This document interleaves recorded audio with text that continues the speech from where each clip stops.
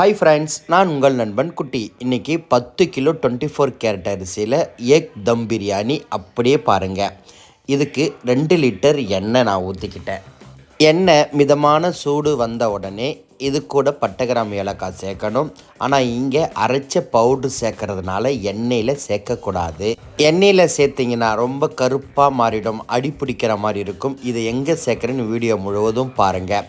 50 gram பச்சை மிளகா, 3 kilo பெரிய பல்லாரி வெங்காயத்தை வெட்டி எண்ணெயில் சேர்த்து வதக்கி பொன்னிறமாக வதங்கணும். இங்கே வதக்கிட்டு இருக்கிற நண்பர் தான் உங்கள் நண்பன் குட்டி, நான் தான்.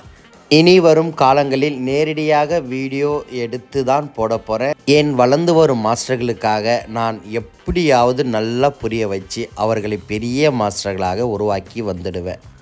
வெங்காயம் வதங்கும் போதே ஃப்ரெஷ்ஷாக புதினா மல்லித்தழையை சேர்த்து வதக்கினீங்கன்னா நல்லா குழஞ்சி, அதாவது மசிஞ்சு நமக்கு ஒரு ஃப்ளேவர் கிடைக்கும். எப்பவும் போல் இஞ்சி பூண்டு சாந்து சேர்க்கறதுக்கு முன்னாடி வெங்காயம் நல்லா பொன்னிறமாக வதங்கியிருக்கணும். அப்போ தான் நமக்கு வாசனையும் கிடைக்கும், டேஸ்ட்டும் கிடைக்கும், சீக்கிரமாக பிரியாணி கெட்டும் போகாது. 1 கிலோ இஞ்சி 1 கிலோ பூண்டு அளவுக்கு சேர்த்து இதில் ஒரு 10 கைப்பிடி உப்பு, அதாவது ஒரு கைப்பிடி 40 கிராம் அளவு 10 கைப்பிடி உப்பு சேர்த்து கறிக்கு தனியாக உப்பு சேர்ப்பேன். அது எதனாலன்னு வீடியோவை பாருங்கள். இஞ்சி பூண்டு நல்லா வதங்கி பச்சை வாசனை போகணும். அதுக்குள்ளே உங்களுக்கு அடி பிடிக்கிற மாதிரி இருந்துச்சுன்னா தயிர் சேர்த்துக்குங்க. 10 கிலோவுக்கு 1 லிட்டர் தயிர். இந்த மாதிரி எண்ணெய் பிரிஞ்சு வர வரைக்கும் வதக்குனிங்கன்னா தான் இஞ்சி பூண்டு பச்சை வாசனை போகும். அப்புறம் 2.5 கிலோ தக்காளி அப்படியே இந்த கூட சேர்த்து நல்லா கிளறி குழைச்சி, அப்படியே தக்காளி குழைய நமக்கு அதிலே ஒரு கலர் கிடைக்கும். அது கூட தனி மிளகாய்த்தூள் 50 கிராம் சேர்த்திங்கன்னா அப்படியே அந்த தக்காளி குழஞ்சும் தனி மிளகாய்த்தூள் சேர்ந்தும் இந்த எண்ணெய் கூட பிரியாணி நேச்சர் கலர் சூப்பராக கிடைக்கும். தக்காளி ஒரு அரைப்பதம் வதங்கின உடனே இது கூட அரைச்ச பட்டை கிராம் மசாலா சேர்க்கணும். இங்கே சேர்க்கும் போது நமக்கு அந்த கருப்பாக அதிகமாக மாறாது, அடி பிடிக்கிற மாதிரியும் வராது. பட்டை கிராம் அளவு பட்டை 13 கிராமு, ஏலக்காய் 10 கிராமு, கிராம்பு 8 கிராமு, மீதி அனைத்தும் நீங்கள் சேர்க்கணுங்கன்னா 6 கிராம் அளவுக்கு சேர்த்துக்கலாம். எந்த அளவுக்கு தக்காளி மசிஞ்சு குழஞ்சி அதோடைய கலரும் ஃப்ளேவரும் கிடைக்குதோ அந்த அளவுக்கு பிரியாணி நல்லாயிருக்கும். அப்புறம் இந்த மாதிரி, அதாவது வெங்காயம் சேர்த்தாலும் எண்ணெய் பிரிஞ்சு வரணும், இஞ்சி பூண்டு சேர்த்தாலும் எண்ணெய் பிரிஞ்சு வரணும், தக்காளி சேர்த்தாலும் எண்ணெய் பிரிஞ்சு வரணும். அப்படி வதக்கணும். இந்த மாதிரி வதங்கி எண்ணெய் பிரிஞ்சாதான் அந்த அரோமா வாசனை சொல்கிறல, அது உங்களுக்கு நேச்சுராக கிடைக்கும். அப்புறம் தக்காளி நல்லா வதங்கின உடனே சிக்கனை சேர்த்து இந்த மாதிரி சிக்கனும் அந்த கறியும் மசாலா ஒன்றா சேர்ந்தாலே போதும், வேகவே தேவையில்லை.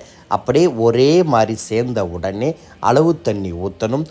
இப்போ ஒரு பக்கெட் காமிச்சு இல்லையா, அதில் 3 பக்கெட் அரிசி, ஒரு பக்கெட்டுக்கு 1.5 பாத்திரம் அளவு, மொத்தம் 4.5 பாத்திரம் தண்ணி ஊற்றணும். அளவு தண்ணி ஊற்றின உடனே அரிசியை வடிகட்டி எடுத்து வச்சுக்கணும். கொதி வந்த உடனே அரிசியை சேர்க்கணும். நண்பி எல்லாரும் பாருங்கள், நான் ஒருவனாகவே உங்களுக்காக, வளர்ந்து வரும் மாஸ்டர்களுக்காக வீடியோ எடுக்கிறேன், எடிட் பண்ணுறேன், அப்லோட் பண்ணுறேன். இன்னும் நான் ஒரு கேமராமேன் வச்சு நல்லா வீடியோ எடுத்து உங்களுக்காக தெளிவாக சூப்பராக பயங்கரமாக சொல்லித்தரேன். பிரியாணி அனுபவம்னா என்ன, பிரியாணி சுவைனா என்ன, பிரியாணி பதம்னா என்ன, எல்லாமே உங்களுக்காக நான் என் மைண்டில் ஓடிக்கிட்டே இருக்குது. அதனால தான் வீடியோ கொஞ்ச நாள் போடாமல் இருக்கேன். இனி வரும் காலங்களில் நான் நேரடியாக பிரியாணி செஞ்சு செய்முறை உங்களுக்காக நான் சொல்லிக்கிட்டே செய்ய போகிறேன். என் வீடியோ, என் சேனலை சப்போர்ட் பண்ணுங்கள். கண்டிப்பாக வீடியோ பிடிச்சிருந்தால் ஷேர் பண்ணுங்கள். அந்த தண்ணி அரிசி ஒன்றா சேர இந்த மாதிரி அனலை குறைச்சிக்கிட்டே இருக்கணும். அப்போ தான் தீச்சிலே இல்லாமல் உங்களுக்கு சூப்பராக வரும். அந்த உப்பு காரம் இந்த அளவு தண்ணி ஊற்றுனீங்களே, அப்போவே நீங்கள் 2க்கு 3 முறை செக் பண்ணி சரி செஞ்சிடணும். அரிசி சேர்த்த பிறகு பார்க்கலான்னு சொல்லி வெயிட் பண்ணிங்கன்னா அர்ஜெண்ட்டாக வேலை செய்வோம். உப்பு காரம் பதத்தை நம்ம மாற்றியோ இல்லை மறந்தோ நம்ம போட்டுடுவோம். சரியா? இப்போது இந்த மாதிரி லேசாக நீர் பபிள்ஸ் இருக்கிற மாதிரி அப்படியே தட்டு போட்டு மூடி கீழே இருக்கிற கந்தள்ளி மேலே போட்டு தம் போட்டால் நமக்கு சாதம் நல்ல உதிரியாகவும் இருக்கும், பஃபியாகவும் இருக்கும், நல்ல ஒரு பதத்தில் கிடைக்கும். இந்த பிரியாணிக்கு 65 ஆனியன் ரைத்தா மட்டும் வச்சு தான் சாப்பிட போகிறோம். கத்திரிக்காவோ சிக்கன் கிரேவியோ இல்லை. அதனால் நான் ஒரு பாத்திரத்துக்கு 1.5 பாத்திரம் தண்ணீர் அளவு 4.5 பாத்திரம் ஊற்றிருக்கேன். உங்களுக்கு கத்திரிக்காவோ சிக்கன் கிரேவியோ வச்சு சாப்பிட்றீங்கன்னா கண்டிப்பாக 1க்கு 1.5 4.5 பாத்திரத்தில் ஒரு 1/4 பாத்திரம் தண்ணி குறைச்சிங்கன்னா நல்ல உதிரியாக கிடைக்கும். சாதத்தை பார்த்தீங்களா அப்படியே உங்களுக்கு சூப்பராக இருக்குது. இந்த கரண்டியில் ஒட்டாமல் அப்படியே சாதம் கொட்டுது பாருங்கள். அப்படி இருந்தால் தான் அந்த குழைச்சல் அதிகமாக இல்லாமல் சாதம் உடையாமல் இருக்குதுன்னு சொல்லி நமக்கு ஒரு அர்த்தம்.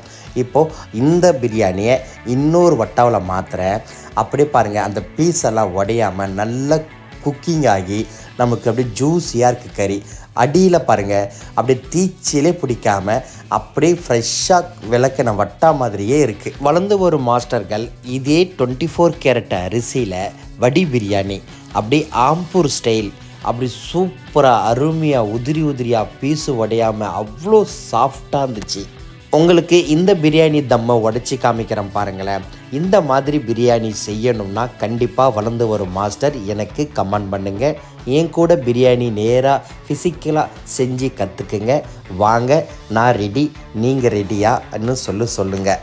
பிரியாணியில் ஒரு 3 விஷயம், கரெக்டான ஒரு உப்பு காரம், சரியான பதம், ஃபஸ்ட்டு பயம்.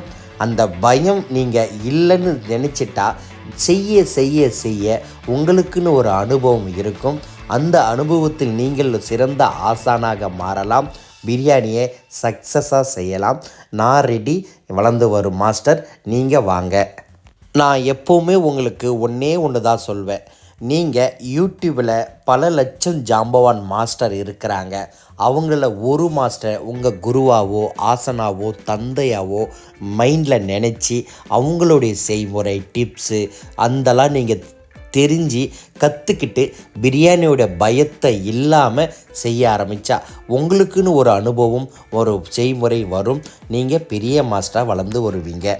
கண்டிப்பாக என் வீடியோ உங்களுக்கு பிடிச்சிருந்தா நீங்கள் ஷேர் பண்ணுங்கள். நீங்கள் சப்ஸ்கிரைப் பண்ணட்டாலும் பரவாயில்ல, ஷேர் பண்ணுங்கள். நான் உங்கள் நண்பன் குட்டி, வளர்ந்து வரும் மாஸ்டர். எல்லாம் வாங்க.